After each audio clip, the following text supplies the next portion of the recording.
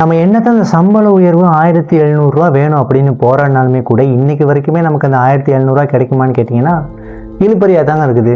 கிட்டத்தட்ட சொல்லணும்னா 700 800 1000 வர்றதுக்கே நமக்கு 10 வருஷம் ஆச்சுங்க. இன்னைக்கு யாருங்க 1000 சம்பளத்துக்கு நான் வேலை செய்கிறா?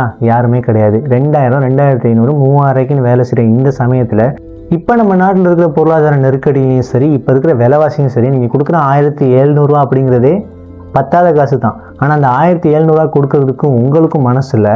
அரசாங்கமும் அதை பெற்றுக் கொடுக்கறதுக்கு பேச்சுவார்த்தைகள் நடத்துது ஒரு முடிவில்லாமல் நடத்திக்கிட்டு தான் இருக்கிறாங்க. கடந்த ஏப்ரல் மாதத்தில் மட்டும் 2 சுற்று பேச்சுவார்த்தை நடந்திருக்குது. பட் அதுக்கு முதலாளிமார் சம்பவமே தெரிவிக்கலை. அப்படி இருந்துமே ஏப்ரல் மாதம் வெளியிடப்பட்டிருந்தா வர்த்தமானியில் என்ன சொல்லியிருந்தாங்கன்னா 1700 சம்பளம் சரி 1700 தான் கொடுக்கணும் அப்படிங்கிற ஒரு வர்த்தமானியை வெளியிட்டு இருந்தாங்க. அதுக்கப்புறமே போய் நீதிமன்றத்தை நாடி ஏலாது 1700 கொடுக்க முடியாது, வாய்ப்பே இல்லை அப்படின்னு சொல்றாங்க. ஒன்று யோசிச்சு பார்த்தா இந்த நாட்டோட முதுகெலும்பு அப்படின்னு சொன்னாலே அது தேயிலை உற்பத்தி மட்டும்தான் சொல்றாங்க.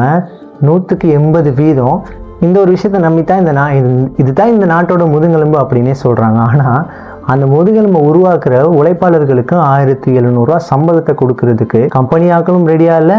அதை அரசாங்கம் பெற்றுத்தரேன்னு பேச்சுவார்த்தை தான் நடத்திட்டு இருக்காங்களே தவிர எந்த ஒரு முடிவும் கிடைச்சபாடு இல்லை. இந்த மே மாதம் 21 இன்னொரு விசேட வர்த்தமானி வெளியிட்டிருக்கிறாங்க. அது யாருடைய கையொப்பத்துடன் பார்த்தீங்கன்னா தொழில் மற்றும் வெளிநாட்டு வேலைவாய்ப்பு அமைச்சின் செயலாளரான RPA விமலவீரன் அவருடைய கையொப்பத்தோட ஒரு விஷயம் மறுபடியும் என்ன செஞ்சிருக்காங்கன்னா வர்த்தமானியில் வெளியிட்டிருக்கிறாங்க. பெருந்தோட்ட தொழிலாளர்களுக்கான சம்பளத்துடைய அடிப்படை சம்பளம் எவ்வளோன்னு பார்த்தீங்கன்னா 1350 ரூபாய். அதாவது 4 ஆண்டு கொடுப்பனவு அப்படிங்கிறது 1350 ரூபாய். அதே நேரத்தில் விசேட கொடுப்பனவு அப்படிங்கிறது 350 ரூபாய் அப்படிங்கிறதையும் மென்ஷன் பண்ணி, அது மட்டும் இல்லாமல் மேலதிகமாக எடுக்கிற ஒவ்வொரு கிலோ கொழுந்துக்குமே 80 ரூபாய் வீதம் கொடுக்கணும் அப்படிங்கிற ஒரு உடன்படிக்கை என்ன செஞ்சிருக்காங்கன்னா மறுபடியும் என்ன செஞ்சிருக்காங்கன்னா வர்த்தமானியில வெளியிட்டிருக்கிறாங்க. ஸோ இப்படி இருக்கிற அந்த சமயத்தில் இதை சில நிறுவனங்கள், பெருந்தோட்ட நிறுவனங்கள் என்ன செஞ்சிச்சுன்னா மீறிச்சுன்னா அப்படின்னா இது சரியான ஒரு முகாமைத்துவத்தில் ஈடுபடலைன்னா, சரியா சம்பளம் நீங்கள் கொடுக்காட்டி என்ன செய்யப்படும்னா உங்களுடைய காணி குத்தகை என்ன செய்யப்படும்னா ரத்து செய்யப்படும். அது தொடர்பான சட்டங்களை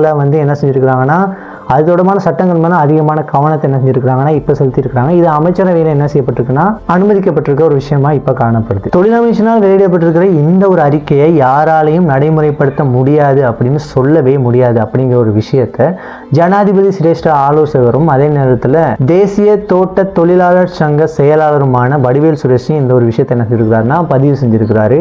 ஸோ இதை மீற முடியாது, கண்டிப்பாக இதை செய்ய முடியாது அப்படின்னு சொல்ல முடியாது அப்படின்னு சொல்லியிருந்தாலுமே கூட இப்போ மறுபடியும் என்ன செஞ்சிருக்கிறாங்கன்னா இந்த பெருந்தோட்ட நிறுவனங்கள்லாம் என்ன செய்யப்பட்டிருக்குன்னா இல்லைங்க இது கொடுக்கறதுக்கு வாய்ப்பே இல்லை, இது செய்ய முடியாது அப்படிங்கிற ஒரு கோரிக்கை எடுத்துக்கிட்டு நீதிமன்றத்தை நாடி இருக்கிறாங்க. ஸோ இதை வெயிட் பண்ணி தான் பார்க்கணும் இந்த 1700 அப்படிங்கிறது கிடைக்குமா, இல்லை இப்படித்தான் நீங்கள் என்னத்தான் நீங்கள் அறிக்கையை வெளியிட்டாலுமே கூட நாங்கள் மறுபடியும் நீதிமன்றத்துக்கு போவோம் கொடுக்க இயலாதுன்னு சொல்லுவோம் அப்படிங்கிற ஒரு விஷயம் நடக்குமாங்கிறது பொறுத்து தான் பார்க்கணும். அதே நேரத்தில் இது வருத்தப்பட வேண்டிய ஒரு விஷயங்க. நாட்டினுடைய முதுகெலும்பு அப்படின்னு சொல்ற ஒரு துறையை சார்ந்த தொழிலாளர்களுக்கு 1700 ரூபாய் சம்பளத்தை வாங்கி கொடுக்கவும் முடியலை. அது கொடுக்குற மனசும் யாருக்கும் இல்லைன்னு சொல்லும்போது வருத்தப்பட வேண்டிய விஷயம் தான். மற்ற துறையினர் அப்பப்போ போராடும் போது 1000 ரூபா கூட்டி கேட்டால் 1000 ரூபா கூட்டி கொடுக்குறீங்க, 2000 ரூபா கூட்டி கேட்டால் 2000 ரூபா கூட்டி கொடுக்குறீங்க.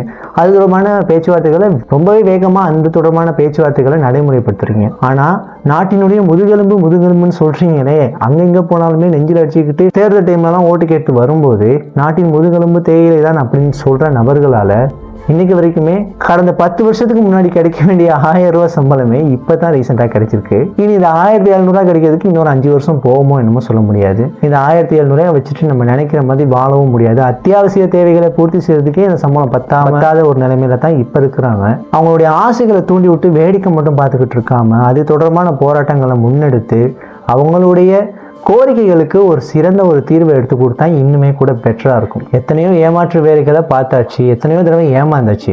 செய்யற வேலைக்கு காசு தான் கேட்குறாங்களே தவிர பிச்சை கேட்கலைங்க யாருமே. விலைவாசி உயராம இருந்துருச்சுன்னா 1700 கேட்டிருக்கவே மாட்டாங்க. விலைவாசியும் அந்த ஒரு அழகான லட்சணத்துல இருக்கும் பொழுது இப்போ நம்ம கொடுக்குற காசு அப்படிங்கிறது அறவே பத்தாது. ஸோ வெயிட் பண்ணி பார்ப்போம் இது எப்போ நடைமுறைப்படுத்தப்படும், எப்போ சாத்தியப்படும்னு. 1700 பெற்றுட்டோம் அப்படின்னு சந்தோஷப்படுறதா, இப்போ தான் 1700 கிடைச்சிருக்கு அப்படின்னு நினச்சி வருத்தப்படுறதானே தெரியாது. இதை பற்றி உங்களுடைய ஒப்பீனியனை மறந்துடாமல் கமெண்ட் பண்ணுங்கள்.